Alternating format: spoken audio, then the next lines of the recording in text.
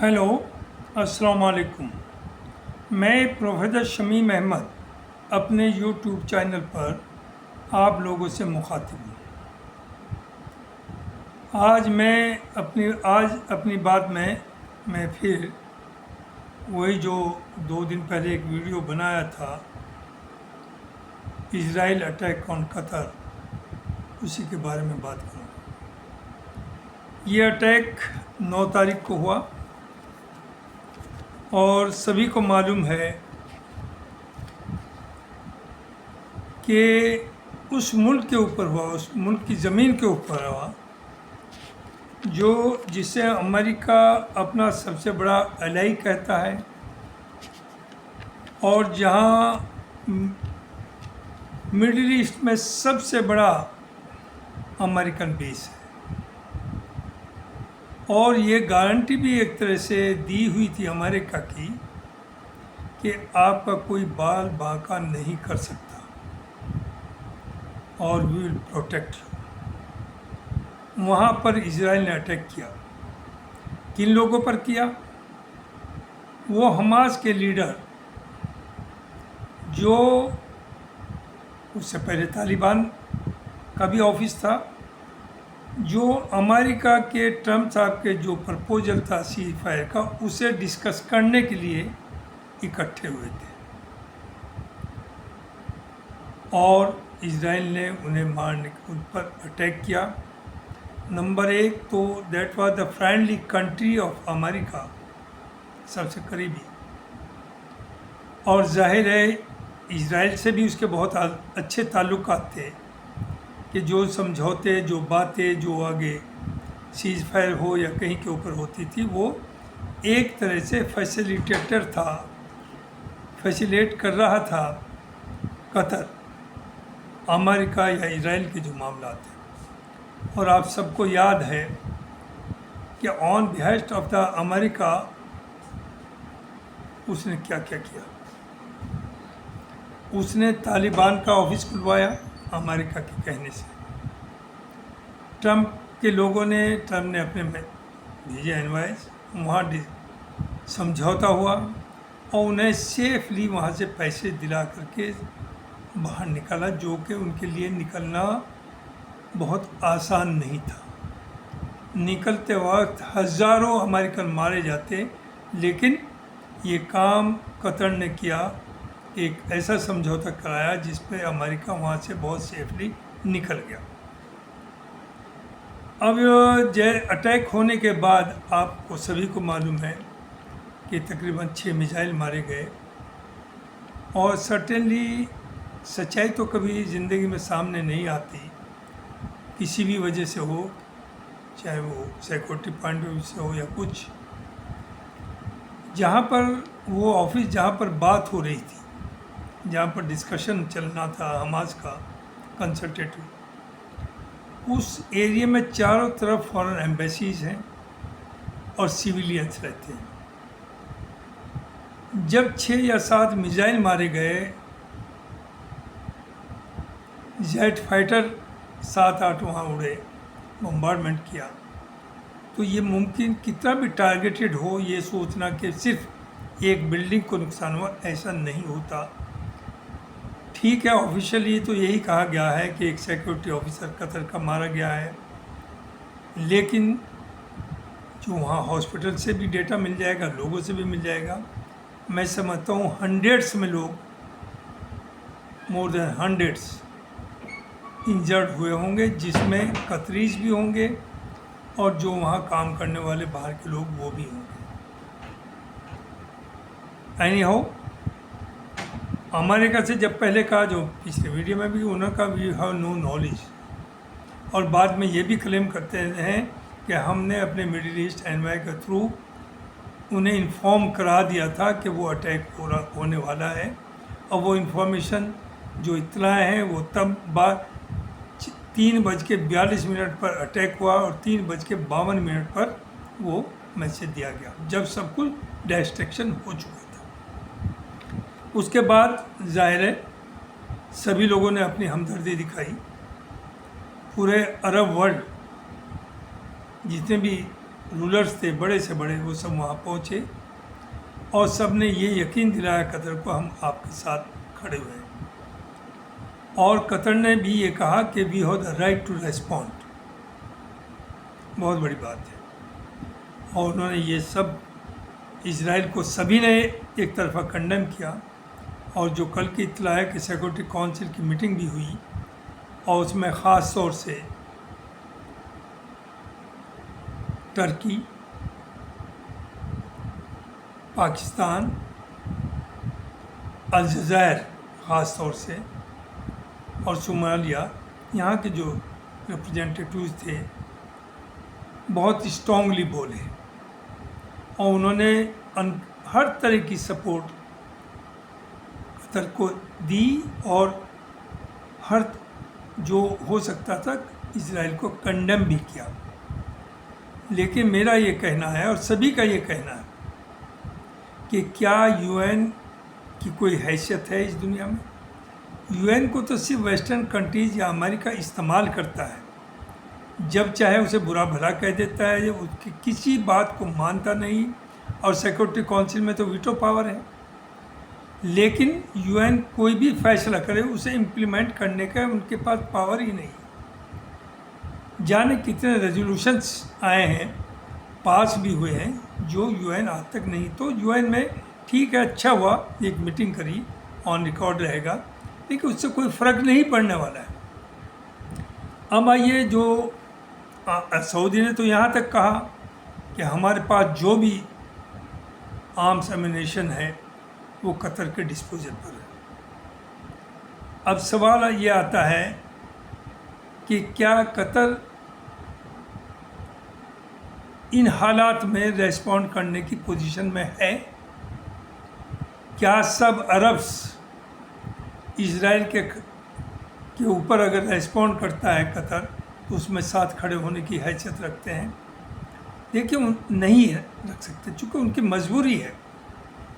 Qatar के अंदर America का जो सबसे बड़ा बेस है आर्मी का, वो कतर के अंदर है। और उसके साथ साथ सऊदी हो, इराक हो, जितने भी कंट्रीज़ हैं चारों तरफ, अरब कंट्रीज़, सब जगह उनके बेसिस हैं, बड़े और छोटे। नॉट ओनली दिस, कुछ अरब कंट्रीज़ में तो ख़ास तौर से यूएई, सऊदी में जो एडवाइजर्स हैं और जो सिक्योरिटी के पर्सनल्स हैं, वो भी इजरायलीज़ हैं। क्योंकि अब तक अरब कंट्रीज़ को इस धोखे में रखा अमेरिका, इजराइल ने, कि ईरान आपको तबाह कर देगा, बर्बाद कर देगा और हम ही प्रोटेक्ट करेंगे। और जाहिर है आदमी अपनी जान बचाने के लिए समझौता करता है, उनकी गलती नहीं। जिस तरह से उन्हें समझाया गया, एक ईरान का डर दिखाया गया, तो देवर अंडर टेरर और वो मजबूरन। लेकिन अब ये सब क्लियर हो गया कि जिस कतर के ऊपर ईरान ने जब मिसाइल मारे तो पहले कतर को एक तो पहले से इन एडवांस कहा, चूँकि वो सिर्फ सांकेतिक था, वो असल में अटैक नहीं था। चूँकि उन्होंने कहा था हम करेंगे और उन्होंने करके दिखाया, और ये कोई छोटी बात नहीं थी। लेकिन उन्होंने कतर से पहले कह दिया था कि हाँ, आप हमारे दोस्त हैं, हमारे भाई हैं, आपके ऊपर कोई ईज़ा नहीं आएगी। लेकिन जो मैं पहले भी कहा है, दुनिया भर का मीडिया कह रहा है कि उस वक्त कतर ने इसके बावजूद कि उन्हें कह दिया था कि आपको कुछ नहीं होगा, लेकिन उनके 5-6 जो मिसाइल थे उसमें से मेजॉरिटी ऑफ दैम उन्हें इंटरसेप्ट करके नीचे गिरा दिया था और 1-2 ही वहाँ बेस तक पहुँचा था। अब आप ये देखिए कि उनके साथ मिसाइल दोहा में आते हैं, अटैक करते हैं, जेट्स आते हैं, फाइटर्स आते हैं, और एक को ही इंटरसेप्ट नहीं कर पाए। इसका मतलब ये भी है कि शायद जो इंटरसेप्टिंग जो इक्विपमेंट, वो सब चीज़ें हैं, वो इनके कब्ज़े में नहीं, बल्कि वो अमेरिकन जो वेस्टर्न पावर्स हैं उनके कब्ज़े में है, और वही उसे ऑपरेट कर सकते हैं। कतर वाले नहीं कर सकते थे। अदरवाइज ऐसा नहीं है, जब वो ईरान के इंटरसेप्ट कर सकते तो इन्हें भी इंटरसेप्ट कर सकते थे, लेकिन नहीं कर पाए। अब उसके बाद की देखिए, इजराइल बजाय शर्मिंदा होता, दुनिया ने कंडम किया है, वो अब भी कह रहा है कि या तो इन्हें आप बाहर निकालिए, ये तो सब कतर पे ये इल्ज़ाम कि ये टेररिस्ट को वहाँ छुपने का, वहाँ रहने का मौका दे रहा है, उन्हें प्रोटेक्ट कर रहा है, और हम दोबारा फिर इस बार अगर बच गए, चूँकि उनके जो बड़े लीडर्स हैं वो मारे नहीं गए, कि इस बार बच गए लेकिन हम दोबारा अटैक करेंगे, यानी लिमिट देखिए। चाहे सिक्योरिटी काउंसिल को कुछ कहे, ट्रम्प साहब भी क्या कहते हैं कि मुझे बहुत दुख है इसका, लेकिन जो इजराइल ने किया उन दुश्मनों को मारने के लिए, उसमें कोई बुराई भी नहीं। तो ये याद रखिए, और ये समझ में मेरे ख्याल से अरब्स के आ गया कि जो अब तक वो डिपेंडेंट थे इजराइल के और अमेरिका के ऊपर, वो बिल्कुल यकीन के काबिल ना थे, ना है, ना रहेंगे। और इजराइल ये समझता है कि आज तो हमने इसे करके देख लिया, हम ये समझ ले सब अरब्स कंट्री कि वो सऊदी के ऊपर भी हो सकता है, यूएई के ऊपर भी हो सकता है, ओमान के ऊपर भी, किसी के भी ऊपर वो अटैक हो सकता है और होगा, अगर आपने कोई स्टेप्स नहीं लिए। तो इसलिए सर्टेनली अगर दुनिया में कोई ये उम्मीद कर रहा है कि इस वक्त कतर बहुत स्ट्रॉन्गली रेस्पॉन्ड करेगा, वो मुमकिन नहीं है, मजबूरी है। छोटा सा मुल्क है, उनके पास उस तरह की आर्मी नहीं है, ठीक है बड़े बड़े इक्विपमेंट्स हैं, लेकिन उन पर चलाने वाले भी उतने नहीं हैं। अमेरिका का मकसद तो सिर्फ ये रहा कि इन्हें टेरराइज करें और अपना आर्म्स इन्हें बेचें, जिससे billions and billions of dollars वो उनसे ले रहे थे। ट्रम्प साहब पहली जब इनिंग थी उसमें भी सीधे सऊदी आए थे और बिलियंस का ऑर्डर ले करके गए और फिर कतर से लिया था। इस बार भी यही किया कि सऊदी से भी लिया, यूएई से भी लिया, और कतर ने तो एक प्लेन्स, एक शानदार जहाज भी गिफ्ट दिया है उन्हें। लेकिन 9 अमेरिका और इजराइल जो अब तक धोखा चल रहा था, दे आर स्टैंड एक्सपोज्ड, और अब अरब्स उनके ऊपर डिपेंड करेंगे तो उनका असर बहुत बुरा होगा। बुरा ये होगा कि पूरा अरब वर्ल्ड पे जो कब्ज़ा होगा, जो रूल चलेगा, वो इजराइल का चलेगा, और आपको घर बैठा के कहेंगे कि आप रॉयल्टी लेते रहिए, बस, उससे अलावा कुछ नहीं। तो अब एक ही तरीका है कि सारे अरब्स और ईरान एक साथ आए, और पूरे अरब्स में जहाँ तक सवाल है, सऊदी के बगैर कोई चीज़ चलने वाली नहीं। जितने सारे अरब्स मिलकर के जो वेल्थ है, उससे ज़्यादा अकेले सऊदी की है, एरिया भी और एसेट्स भी हर तरह से। तो इसमें लीडरशिप अरब्स की सऊदी को लेनी होगी और ईरान साथ आएगा। और जहाँ तक एटम बम का डर है, देखिए मैं समझता हूँ कि बहुत आगे ईरान बढ़ चुका और ईरान ने सरेंडर नहीं किया, और ईरान ने वो करके दिखाया जो दुनिया में आज तक कोई नहीं कर पाया। तो ईरान की क्रेडिबिलिटी बढ़ी है, लिहाजा सऊदी को चाहिए कि ईरान के साथ दोस्ती करें, पूरे अरब से दोस्ती करें, और अगर उन्हें यह है कि वो एटम बम बना रहा है तो सऊदी को भी बनाना चाहिए, यूएई को भी बनाना चाहिए, कतर को भी बनाना चाहिए।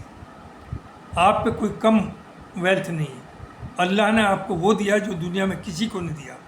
और यही वजह है जब ये वेस्टर्न कंट्रीज़ के अमेरिकन या कहीं से भी आते हैं तो वो पागल हो जाते हैं अरब्स की ज़िंदगी को देख करके। जो अल्लाह ने उन्हें चीज़ें मुहैया की हैं वो आप माफ़ कीजिए वेस्टर्न कंट्रीज़ में भी नहीं है। ठीक है, साइंटिफिकली वो बहुत आगे हैं और इन्हें डेवलप नहीं होने दिया, इन्होंने यह डेवलप नहीं किया। अब इन्हें साइंटिफिकली डेवलप होना है एक तो, दूसरा आपस में दे हैव टू यूनाइट, और वो यूनिटी सर्टेनली, ये मैसेज जाना चाहिए, इसमें कोई बुराई बात नहीं कि वो किसी के अगेंस्ट नहीं है, बल्कि अपनी सेफ्टी, सिक्योरिटी और अपने डिफेंस के लिए है। और अगर उनके ऊपर कोई अटैक करेगा तो मुँह तोड़ जवाब देंगे, और वो दे सकते हैं। अरब्स से ज़्यादा वेल्थ पूरी दुनिया के पास है। अरब्स को अल्लाह ने सब कुछ दिया है, तो अब सिर्फ अगर सर्वाइव करना है अरब्स को या मुस्लिम कंट्रीज़ को, चूँकि ये भी कहा जा रहा है कि अब कतर के बाद टर्की का नंबर है, चूँकि टर्की से दोस्ती भी है, हालांकि टर्की के जो प्रेसिडेंट हैं उन्होंने बहुत ज़्यादा इजराइल का साथ दिया और फ़लस्तीन के साथ धोखा किया, लेकिन तब भी चूँकि ये समझता है कि किसी दिन वो एक बड़ी पावर हो सकता है, बड़ी पावर है टर्की, तो उससे ख़तरा तो नज़र आता है कि अगर वो नाराज़ हो गया तो कुछ शायद गड़बड़ ना हो जाए। तो ये आवाज़ पूरी दुनिया में है कि नेक्स्ट टारगेट इज टर्की, और अगर टर्की गिरेगा तो फिर कुछ सबको तो गिरा ही लेगा ही। तो ज़रूरत है इस वक्त टर्की, ऑल अरब्स, ईरान, ये सब मिल कर के चाइना, रूस और नॉर्थ कोरिया एक ब्लॉक बनाए, और वो ब्लॉक काम करेगा कि मिडिल ईस्ट से वेस्टर्न पावर्स को बाहर करेगा। और जो ब्रिक्स में तय हुआ कि अपनी अल्टरनेट करेंसी आप बनाइए, आप डॉलर पे आप बिजनेस ना करें, डॉलर पे डिपेंड ना करें, तो you have to choose your own currency. ये जो मुंह था ब्रिक्स का, जिसमें कुछ लोग पीछे हट गए थे, वो अब वैसे तो चाइना में जो मीटिंग हुई है उसमें भी उसे रिएटिएट किया है, लेकिन उसे करना होगा, उसके अलावा कोई चारा नहीं। और रहा बाकी यूरोपियन कंट्रीज़, इक्वल फुटिंग पर आप ताल्लुक़ करिए, अमेरिका से भी रखिए, कोई लड़ाई नहीं करनी है, लेकिन इक्वल फुटिंग। दूसरे उनके जितने बेसिस हैं मिडिल ईस्ट में, धीरे धीरे करके उन्हें बाहर करिए, उन पर डिपेंडेंस ख़त्म करिए, और अपने यहाँ साइंस एंड टेक्नोलॉजी और रिसर्च को बढ़ावा दीजिए।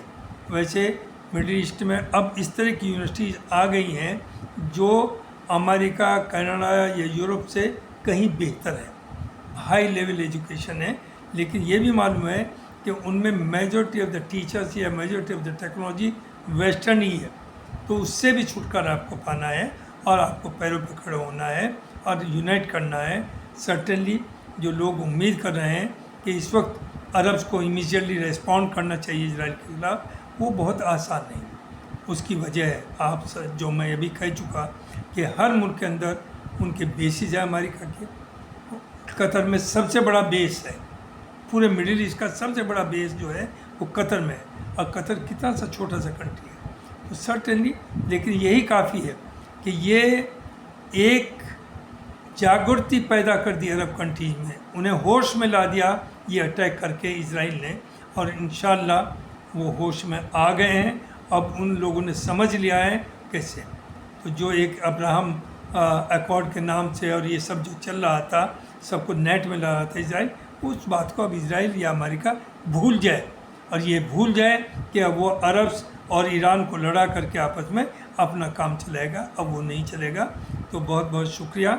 मुझे यही कहना है कि no Arabs have to stand at their own, और वो बिल्कुल इसकी उम्मीद ना रखें, और बल्कि इसे डिस्कार्ड करें कि उन्हें कोई अमेरिका या इजराइल बचा पाएगा, या उन पर कोई मुसीबत आ गई तो उन्हें प्रोटेक्ट करेगा। इनका काम सिर्फ उन्हें ब्लैकमेल करके अपना आर्म्स देना था, इनका पैसा लूटना था। थैंक यू वेरी मच, बहुत बहुत शुक्रिया।